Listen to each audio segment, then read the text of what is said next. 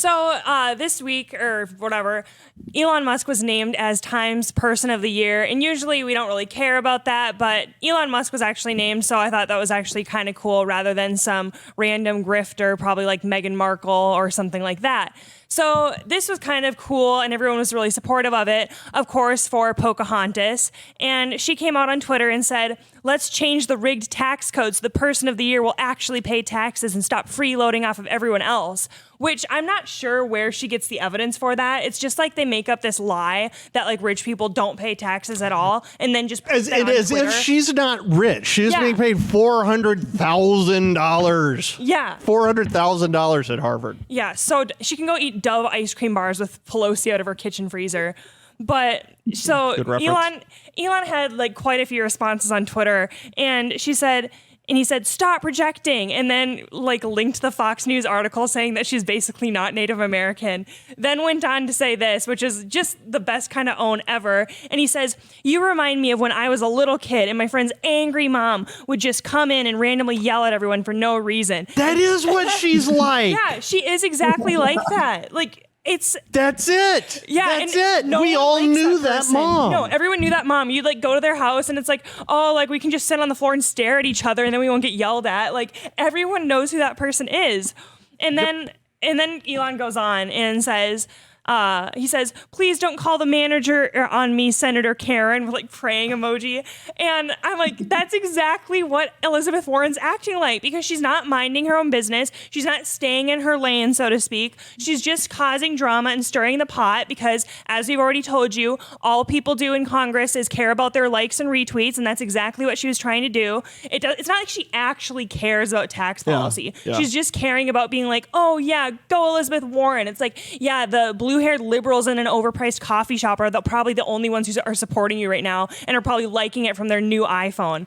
So it's just when insane. Well, you know, she lost the Cherokee vote a while back. Yeah, when it came out. She was between 512th and 1024th Indian.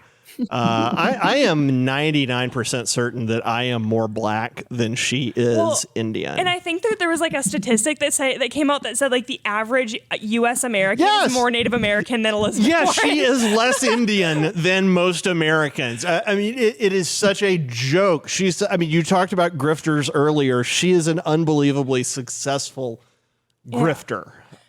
So, I guess my question, too, for Grant, we kind of talked about Jeff Bezos and Elon, and I do think that Jeff Bezos is hated a lot more by the left, but I'm curious, Grant, why you think Bezos is more hated by the left? Yeah, I think so. Really? Than Elon Musk. I don't think so. Really? Okay, yeah. Well, I guess I'll pose this to both of you then.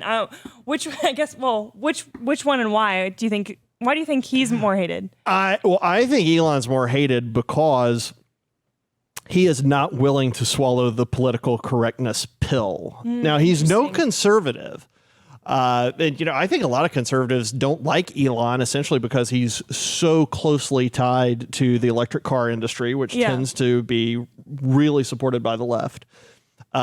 He's also an enormous proponent of anthropogenic global warming theory. And so I think a lot of conservatives are sort of skeptical there, but he doesn't do the political correctness thing. He has no problem calling out leftists and liberals for their stupidity. They can't abide that. If you won't bow and grovel at their feet, they despise that, and he won't do it. Whereas Bezos, he owns the Post. I think he's carried a ton of water for Biden and for Trump's opponents. It is remarkable how these people who are unbelievably wealthy align themselves with people who say they hate wealth. But it's really not true. They just hate other people having wealth. They love their wealth. We've got a story I think it's being worked on right now about Nancy Pelosi and how she suddenly came to the defense of the free market when her fortune was $120 million of her money was in danger or something like that. I forget the specifics. But it is remarkable how they end up on that side.